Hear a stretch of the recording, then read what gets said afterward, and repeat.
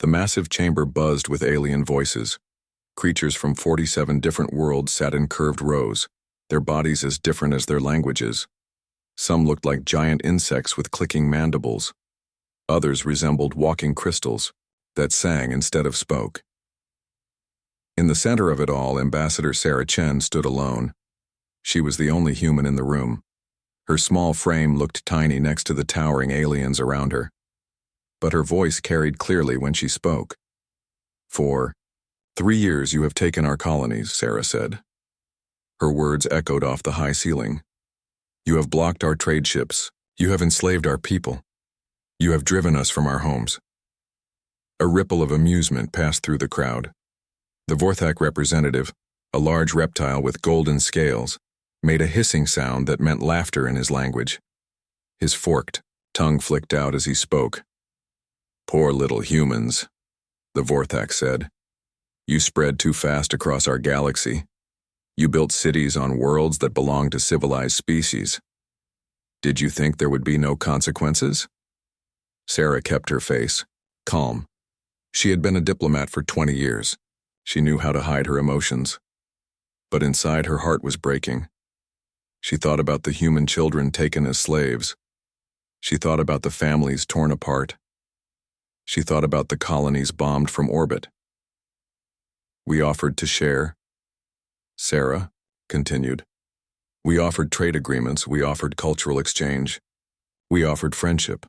But you wanted submission. You wanted us to kneel." The ethereal collective began to chime, their crystal bodies ringing like bells. It was another form of laughter. To them, humans were nothing more than clever animals. They had watched civilizations rise and fall for millions of years. Humans had existed for such a short time. The Hive Queen clicked her mandibles together. Her compound eyes gleamed in the chamber's light. "Your species has been in space for only 300 years, she said. "We have ruled the stars for millennia. You are children playing with toys you do not understand." Sarah reached into her jacket and pulled out a small device. It looked like an ordinary communication pad. She held it up so everyone could see. "This is our final offer," she said. "You have 3 standard days to begin removing your forces from human colonies. Return our people. Let us go back to our home system. We will stay there. We will not expand. We will not interfere with your empires." The chamber erupted in more laughter. Some aliens pounded their appendages on their seats. Others made sounds that might have been snorting or whistling, depending on their biology. "And if we refuse?" asked the Vorthak. "What will you do? Attack us with your primitive ships, your small fleet against our combined armadas?" Sarah looked around the room slowly. She made eye contact with as many aliens as she could. When she spoke again, her voice was very quiet, but somehow everyone heard her. "Please don't make us mad." The laughter stopped for a moment. Then it came back twice as loud. The Hive Queen slapped her seat with one of her forearms. The ethereals chimed so loudly that the sound hurt to hear. "Mad?" The Vorthak gasped between his hissing laughs. "What could one primitive species possibly do to threaten the combined might of 47 civilizations? Your entire military could not defeat even one of our member worlds." Sarah touched her communication device. It beeped once, very softly. The sound was lost in all the laughter, but Sarah heard it. She put the device back in her jacket. "You have seen our traitors," Sarah said. "You have seen our diplomats. You have seen our colonists and our families. But you have never seen us angry. In all your dealings with humanity, we have been polite. We have been peaceful. We have been reasonable." She paused and looked directly at the Vorthak representative. "We are about to stop being reasonable." More laughter filled the chamber. The alien council members turned to each other, making jokes in their various languages. They pointed at Sarah and made gestures that meant mockery in their cultures. Sarah walked toward the chamber's exit. Her footsteps echoed in the huge space. When she reached the door, she turned back one final time. 3 days, she said. After that, we stop asking nicely. The door slid shut behind her with a soft whisper. Inside the chamber, the laughter continued for several more minutes. The alien representatives began discussing how to divide up the remaining human colonies. They talked about which species would get which worlds.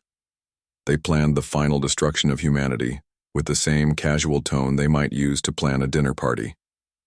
None of them noticed that their personal communication devices had received a very brief signal. It lasted only a fraction of a second.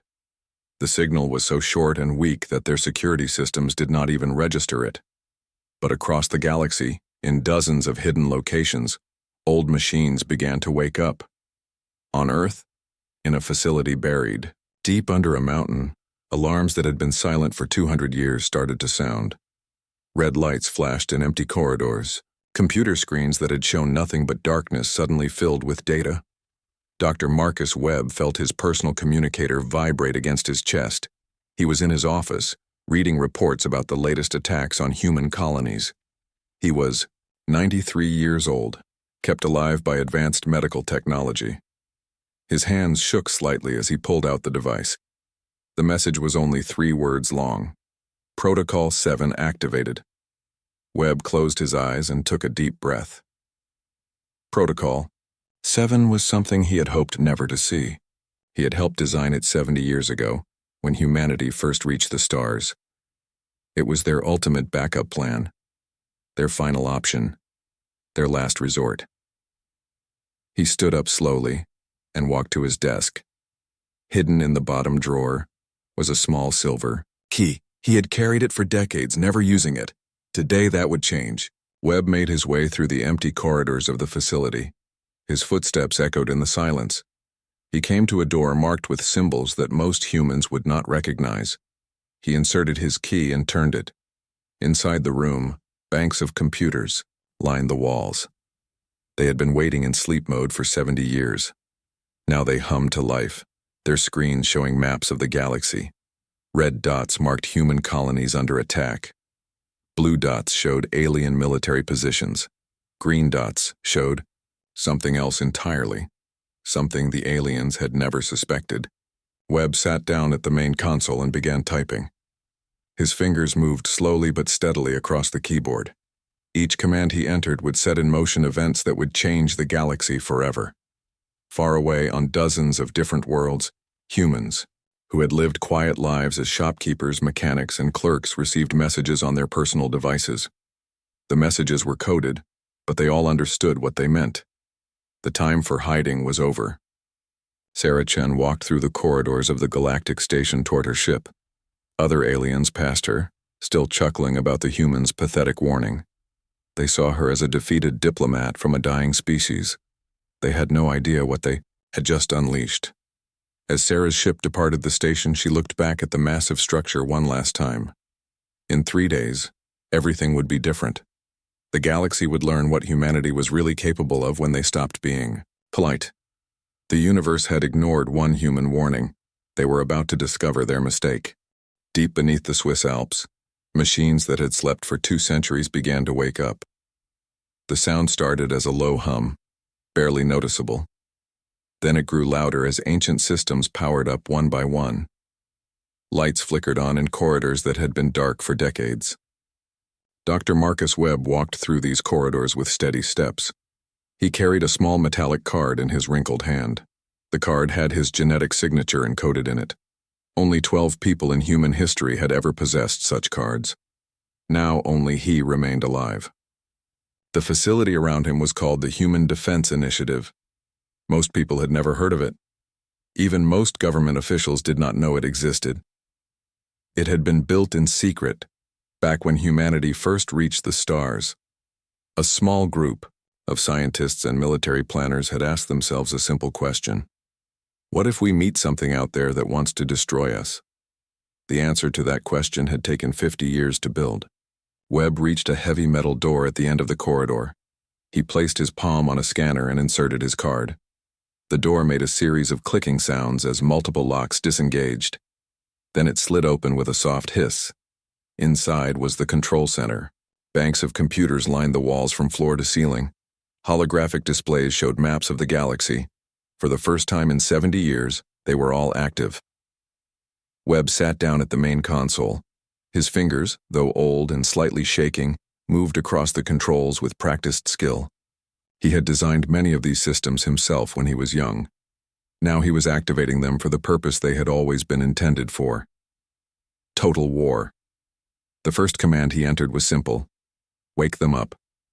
Across human space, on dozens of worlds and space stations, people began receiving messages. These were not ordinary people. They were the descendants of volunteers who had joined a special program generations ago. Their families had been chosen for specific traits: intelligence, physical capability, emotional stability, and something else. Something the psychologist called controlled aggression. Maria Santos was fixing a power coupling on Kepler Station when her communicator buzzed. She was known as a maintenance worker, someone who kept the station's systems running. The aliens who controlled the station barely noticed her. Humans were good at technical work, so they kept them around for that purpose. The message on her communicator was a string of numbers and letters that looked random. But Maria had been trained since childhood to recognize the pattern. She memorized it instantly, then deleted it from her device. 20 minutes later, she was in her small apartment, moving furniture to reveal a hidden panel in the floor. Inside was equipment that she had hoped never to use: weapons, tools, communication devices, and genetic modification kits. Everything she needed to become someone else entirely. On Titan Colony, James Park received his activation message while teaching a class of alien children. He was known as a patient teacher who specialized in human history. The Vorthak parents thought it was amusing to have their children learn about the primitive human past. James smiled at his students and told them class was ending early. After they left, he locked the classroom door and pulled down the window shades. From a hidden compartment in his desk, he took out a small injector. The liquid inside would alter his genetic structure within hours.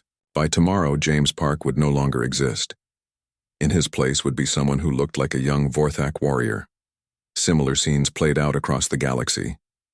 Humans who had lived quiet lives for decades suddenly revealed themselves to be something else entirely. They had been preparing for this day since they were children. Their parents had prepared, their grandparents had prepared. But the awakening was not just about people, it was about systems. On Earth, Webb entered another series of commands. Across the galaxy, small devices that had been quietly attached to alien infrastructure began to activate. They had been placed there over the course of decades by human workers who were considered harmless. Power grid monitoring systems, communication relay stations, hyperspace beacon controllers, water treatment facilities, atmospheric processors, transportation networks, every piece of technology that kept galactic civilization running. Humanity had been fixing these systems for generations. They knew exactly how to break them. Admiral Threx of the Vorthak fleet was in his command ship, preparing for the final assault on the last human colonies, when his communication officer reported a problem. "Sir, we are losing contact with the outer system monitoring stations." Threx was not concerned. Equipment failed sometimes. It could be repaired. Send maintenance teams to check the relays. But the problems multiplied quickly. First, the monitoring stations went silent. Then the navigation beacons began giving incorrect readings. Then the ship's own internal systems started showing errors. "Sir," the communication officer said, his voice rising with worry, "the maintenance teams report that key components have been sabotaged. Someone has been inside our most secure facilities." Threx felt a cold sensation in his stomach. "Who? How?" "Unknown, sir. The damage was done by someone with complete knowledge of our systems. Someone who knew exactly which components to target for maximum disruption." Similar reports came in from across the Vorthak Empire, and not just the Vorthak. Every member species of the Galactic Council was experiencing the same mysterious failures. On Ethereal Prime, the great crystal cities that had stood for 1,000,000 years began to lose their harmonic resonance. The Ethereals depended on perfect acoustic frequencies to maintain their civilization. Without them, their technology simply stopped working.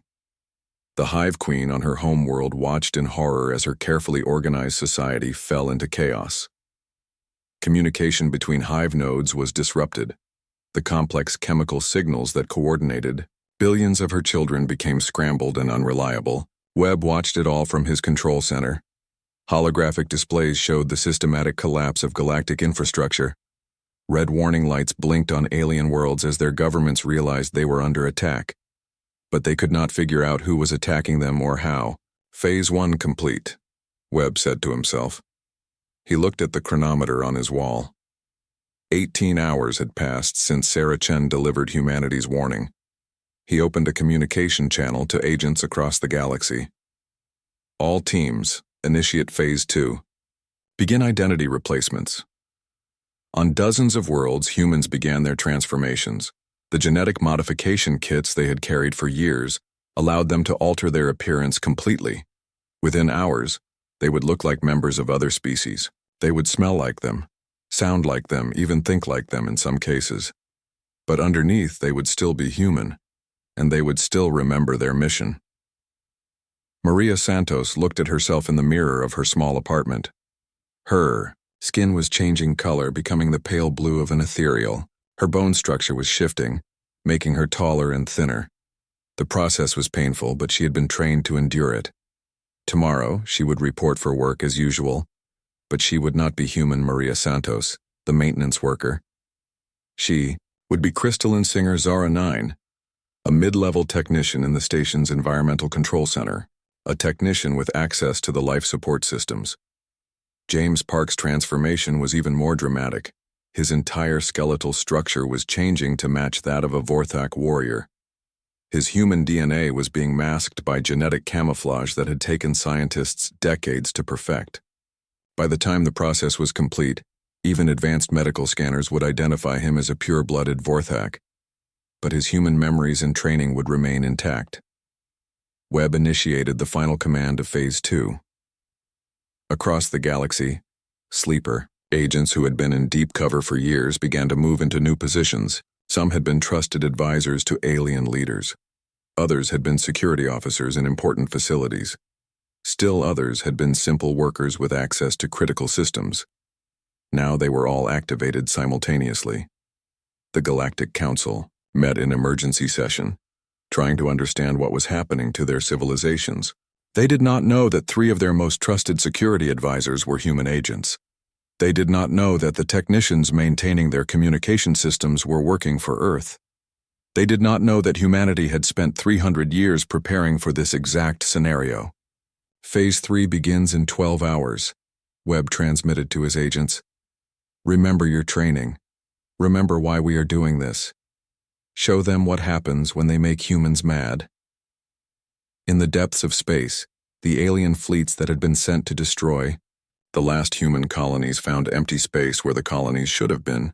The humans had simply vanished, leaving no trace behind. But their ships began experiencing mysterious malfunctions.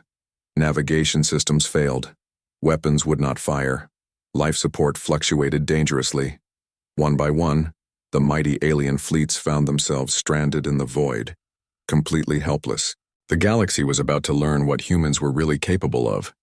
The first sign that something was wrong came on a Tuesday. Across the Vorthak homeworld, every power plant shut down at exactly the same moment. Not damaged, not destroyed, simply turned off, as if someone had flipped a switch. General Korth stood in his command bunker, watching his tactical displays go dark one by one. Emergency power kicked in, but it only lit the essential systems.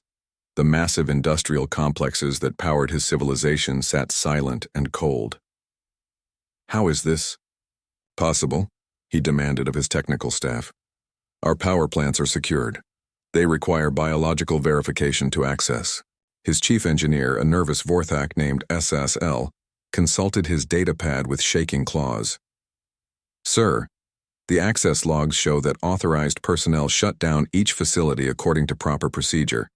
But when we contacted those personnel, they claim they never gave such orders. Korth felt his blood turn cold. Show me the security footage. The recordings showed familiar faces, Vorthak engineers who had worked at the facilities for years. They walked calmly to the control panels, entered their access codes, and systematically shut down the power grid. They moved with purpose and precision as if following a carefully planned sequence. But something was wrong with their movements. They walked differently. They held themselves in a way that seemed foreign. Bring me Engineer This, Korth ordered. He was recorded shutting down Power Station 7. 20 minutes later, his guards brought in a confused Vorthak engineer. This looked around the command bunker with obvious bewilderment. General, I don't understand why I'm here. I've been homesick for 3 days with scale rot. I haven't been to the power station all week. Korth studied the engineer carefully. This was definitely Thijs. The same genetic markers, the same voice, the same mannerisms. But according to the security footage, this same Vorthak had been at Power Station 7 just 6 hours ago. Similar reports came in from across the Empire. Workers who had been recorded sabotaging critical systems claimed they had been nowhere near those locations. The security footage clearly showed them performing the sabotage, but the workers themselves had solid alibis. It was impossible. Yet, it was happening. On Ethereal Prime, the situation was even more disturbing. The great crystal cities had begun to crack.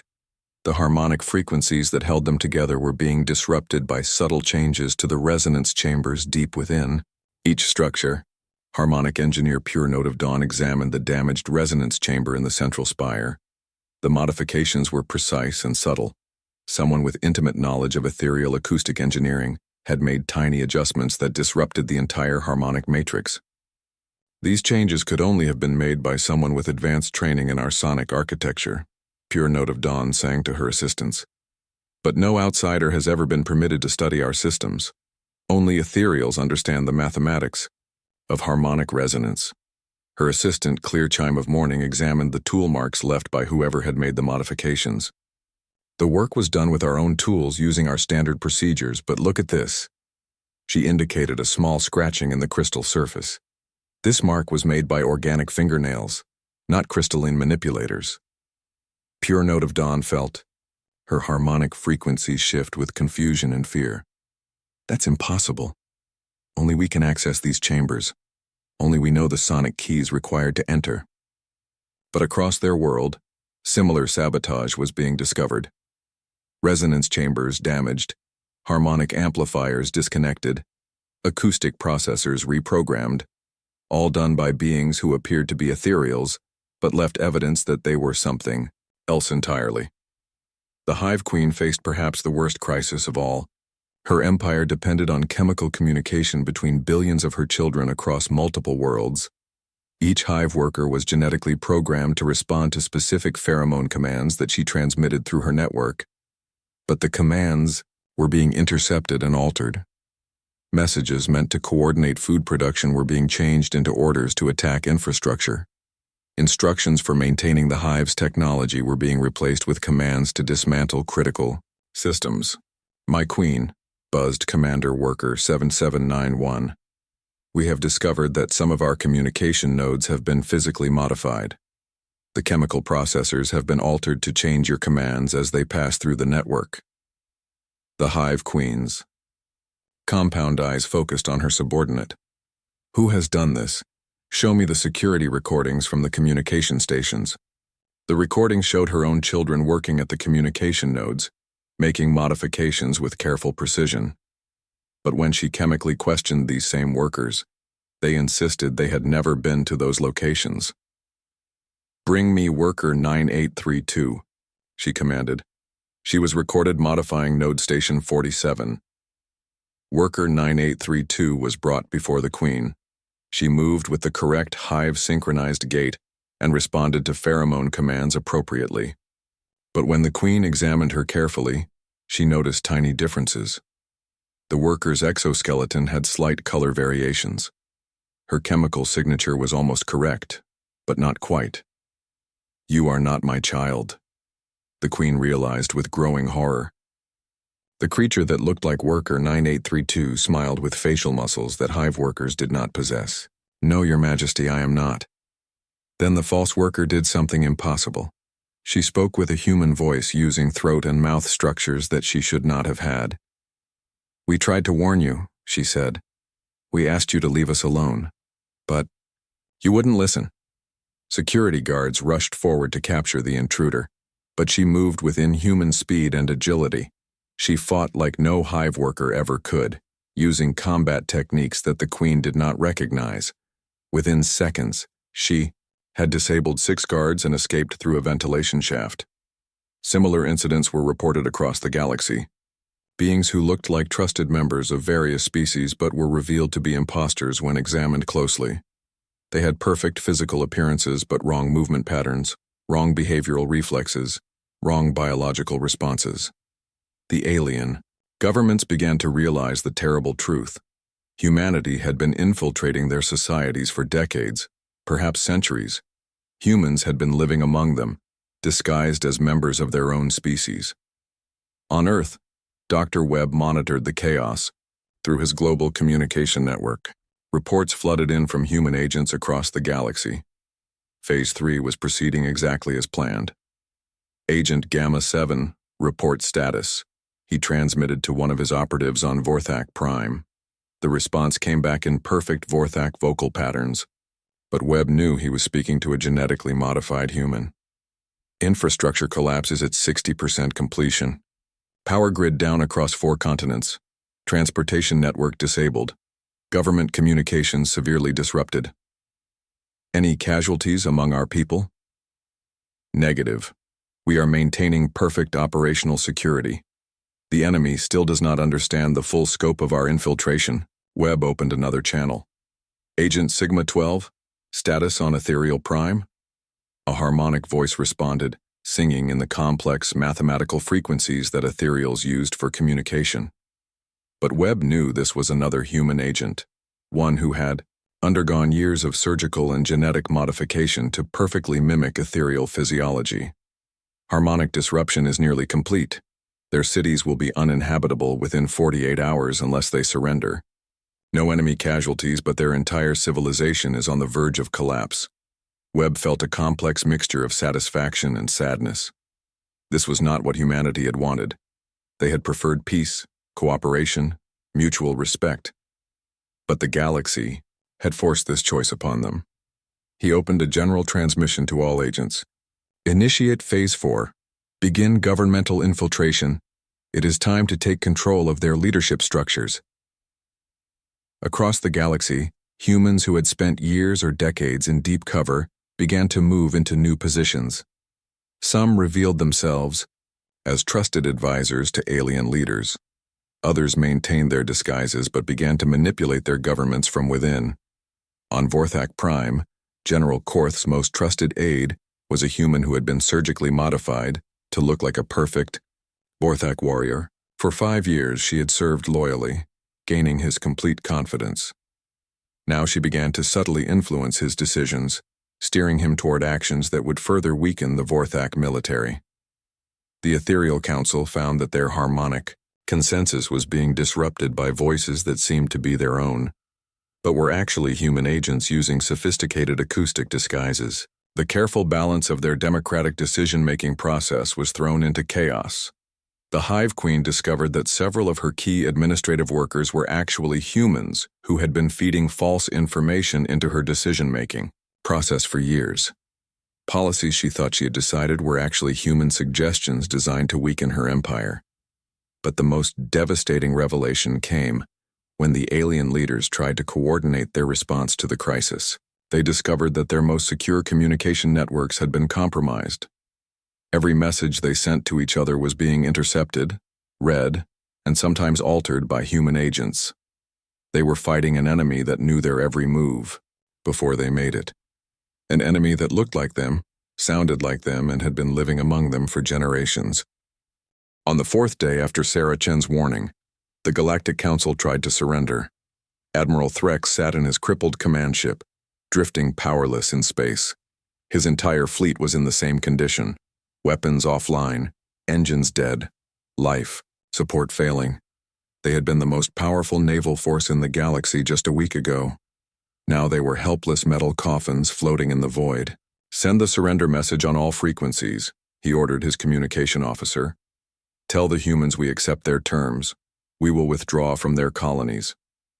The officer's claws clicked frantically across his console.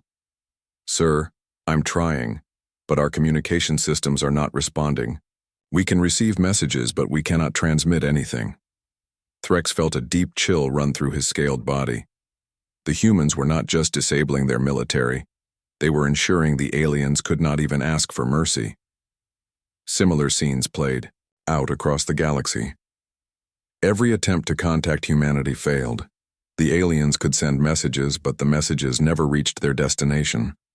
It was as if humanity had simply vanished from the galactic communication network.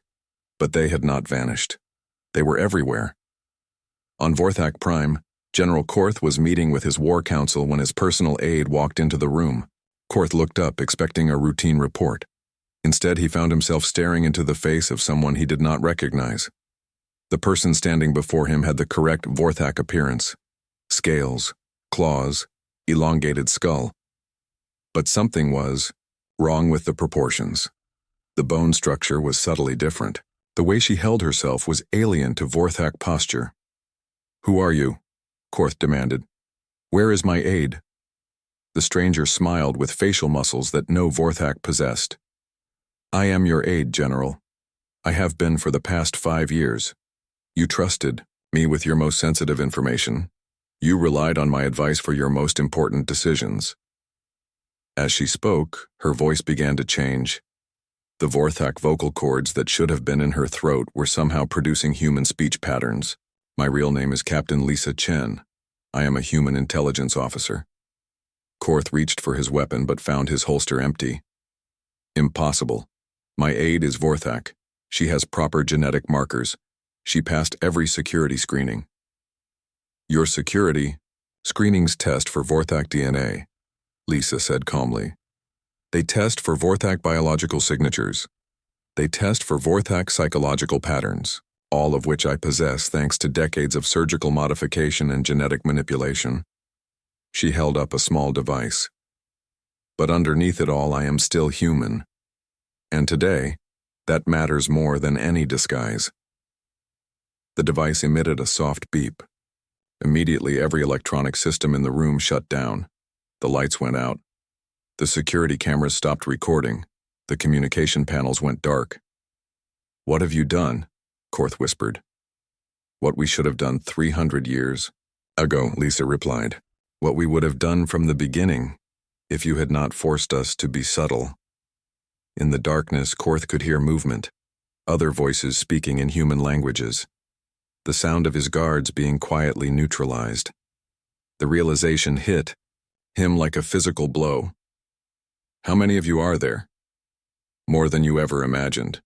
We have been preparing for this day since humanity first reached the stars. Every time your people dismissed us as primitive, we learned something new. Every time you ignored us as harmless, we gained access to another system." Emergency lighting flickered on, revealing that the room was now full of humans.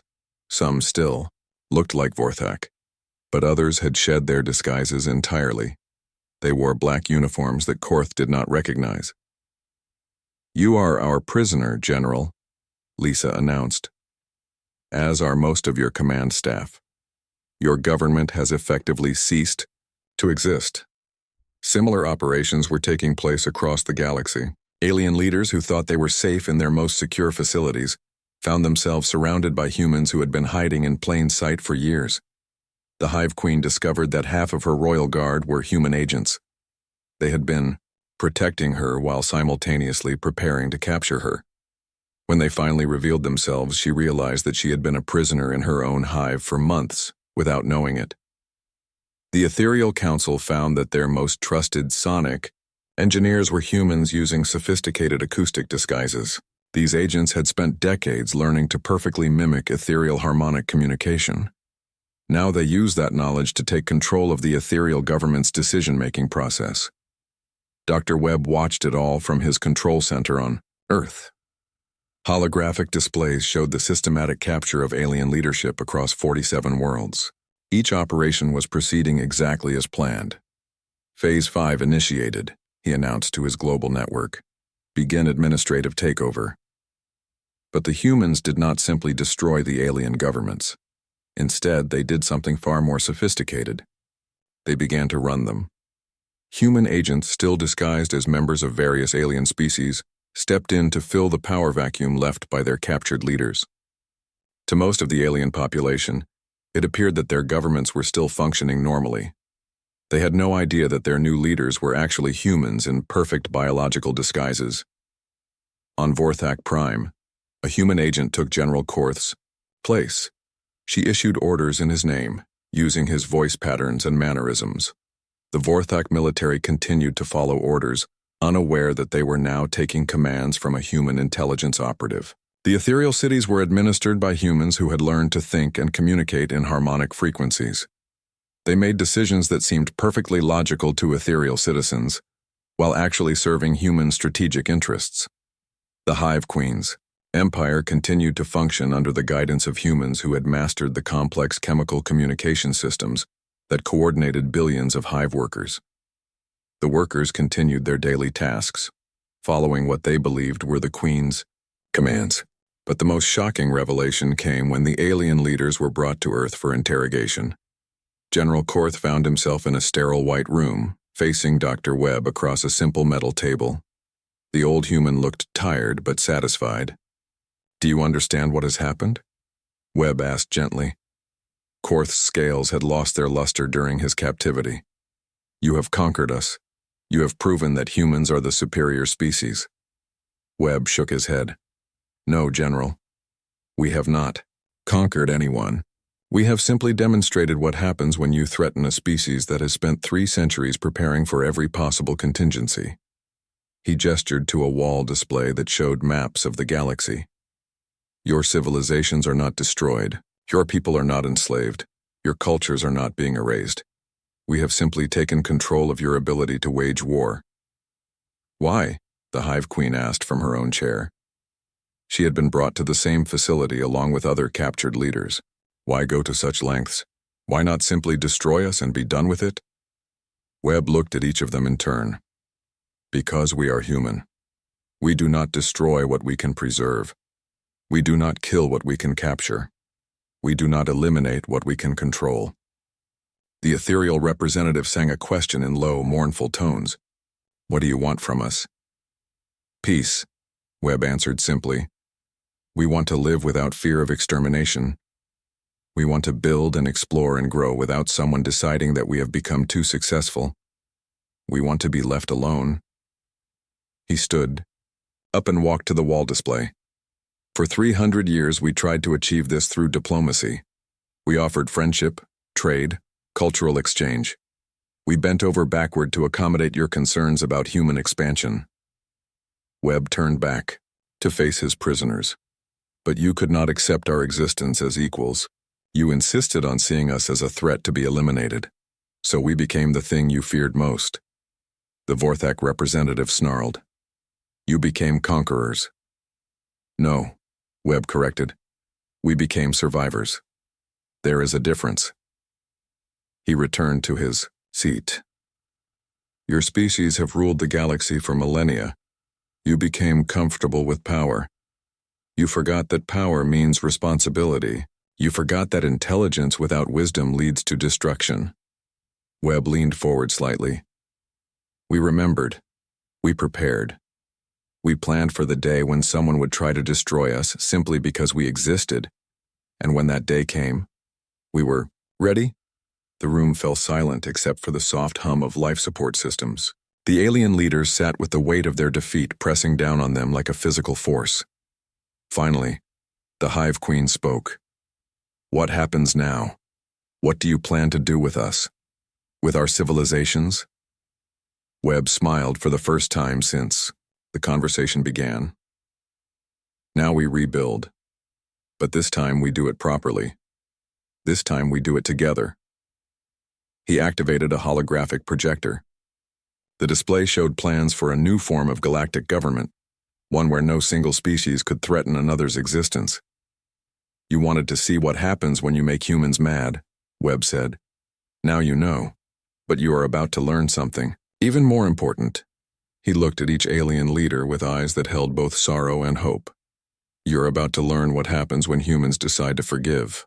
6 months after Sarah Chen's warning, the galaxy was peaceful. Not the peace of submission, but the peace of understanding. It was a peace that had been purchased with the systematic dismantling of 47 civilizations and the revelation of humanity's true capabilities. Ambassador Sarah Chen stood on the observation deck of Earth's new orbital headquarters, looking out at the stars. Ships from dozens of worlds moved in orderly patterns around the station. But now, human vessels moved among them openly, no longer hiding, no longer pretending to be weak. "The morning reports, Ambassador," said her aide, a young human woman named Kelly Park. She was the daughter of one of the deep-cover agents who had spent decades disguised as a Vorthak warrior. Sarah accepted the datapad and reviewed the status updates. On Vorthak Prime, infrastructure reconstruction was ahead of schedule. The ethereal homeworld's harmonic cities were being rebuilt with improved resonance chambers. The Hive Queen's empire was reorganizing under new protocols that prevented any single hive from growing large enough to threaten others. "Any resistance movements?" Sarah asked. "3 minor incidents this week," Kelly reported. Some Vorthak military units tried to organize a rebellion on the outer colonies. They were detected and neutralized by our embedded agents before any violence occurred. Sarah nodded. The transition had been remarkably smooth, considering the scope of the changes. Most alien citizens did not even realize their governments had been replaced. The human agents running their civilizations were so perfectly disguised that daily life continued normally. But some individuals had figured out what had happened. They tried to organize resistance against the new order. These attempts were always discovered quickly, because humans were now monitoring every communication, every movement, every plan made by anyone with the capability to threaten galactic stability. "How are the former leaders adapting to their new situation?" Sarah asked. Kelly consulted her notes. "Dr. Webb reports that most of them are cooperating with the rehabilitation program. General Korth has been particularly helpful in designing new military protocols that prevent any single species from building an aggressive fleet." "And the Hive Queen?" "She has been working with our xenobiologist to develop new chemical communication systems that cannot be used to coordinate attacks on other species. Her knowledge of hive organization is helping us create better administrative structures for managing large populations." Sarah smiled slightly. The former alien leaders were not prisoners exactly. They were advisors, consultants, and teachers.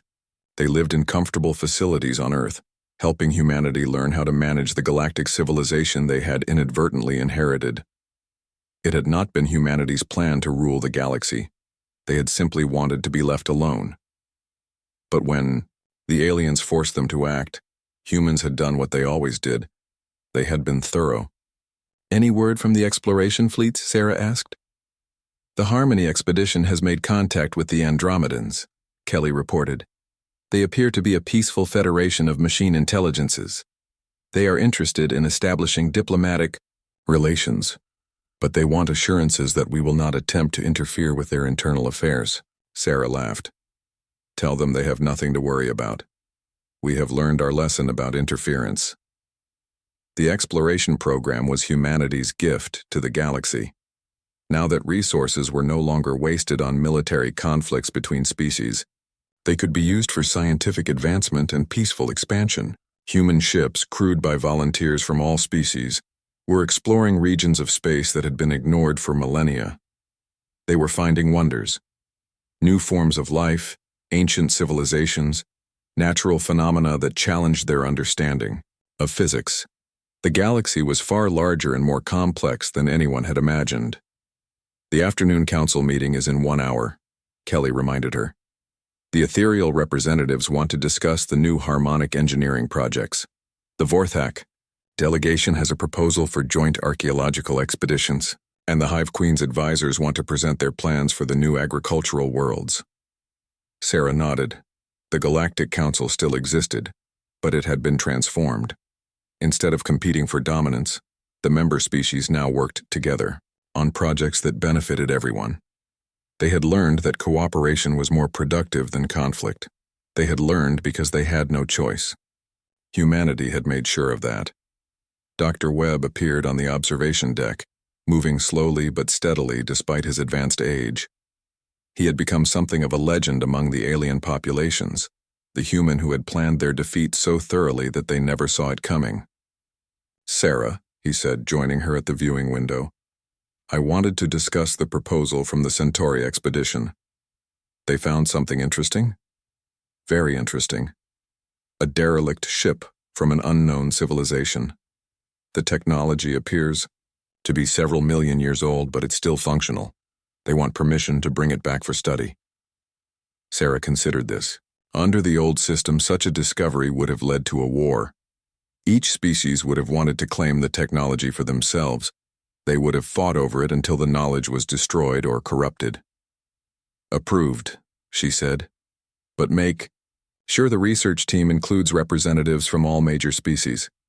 If we're going to learn from this technology, we all learn together. Webb smiled. Already arranged. The Ethereals are providing harmonic analysis specialists. The Vorthak are sending their best engineers. The Hive Queen has offered to contribute her species' expertise in biological mechanical interfaces. This was the new way. Every discovery was shared. Every advancement benefited all species. It was not altruism. It was practical policy enforced by human monitoring systems that detected any attempt to gain unfair advantage over other species. Any problems with the oversight protocols? Sarah asked. Minor complaints about privacy, but nothing serious, Webb replied.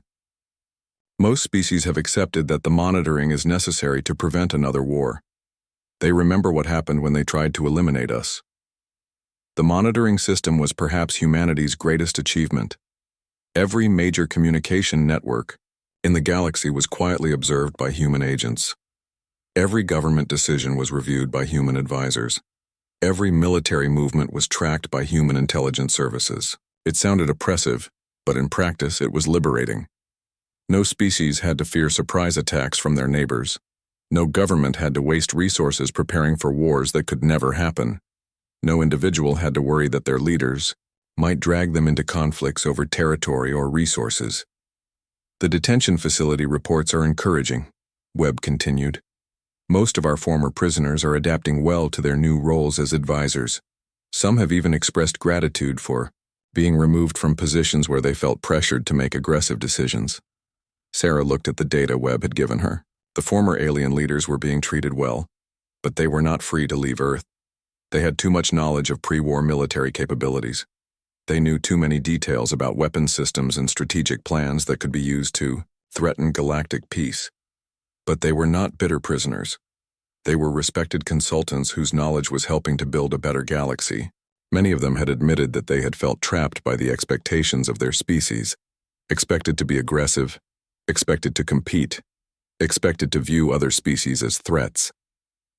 General Korth wants to visit the new Vorthak colonies, Webb said.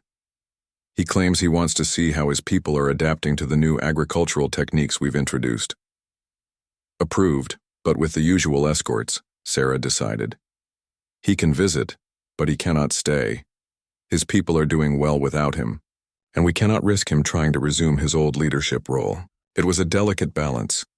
The former leaders needed to see that their species were thriving under the new system, but they also needed to understand that their old ways of thinking were no longer acceptable. Kelly Park approached with another data pad. Ma'am, the evening briefing materials are ready. Also, the Children's Education Committee has a request for your review. Children's education? Sarah asked. The new integrated schools, Kelly explained. Children from all species learning together, studying galactic history, xenobiology, and peaceful conflict resolution. They want to add a new course on human strategic thinking. Sarah felt a moment of concern. Be careful with that subject. We don't want to teach other species how to plan the kind of operation we executed. The goal is peace, not spreading our methods. The curriculum focuses on defensive planning and crisis prevention, Kelly assured her. How to anticipate problems before they become conflicts. How to prepare for multiple scenarios without becoming paranoid. How to think strategically without thinking aggressively. Webb nodded approvingly. That's exactly what the galaxy needs. Children who understand that preparation and cooperation are more effective than competition and aggression. Sarah approved the educational program. The children were the key to making the new system permanent. If they grew up learning to work together, learning to share resources and knowledge, learning to resolve disputes through negotiation rather than violence. Then the galaxy would remain peaceful long after the human monitoring systems were no longer necessary.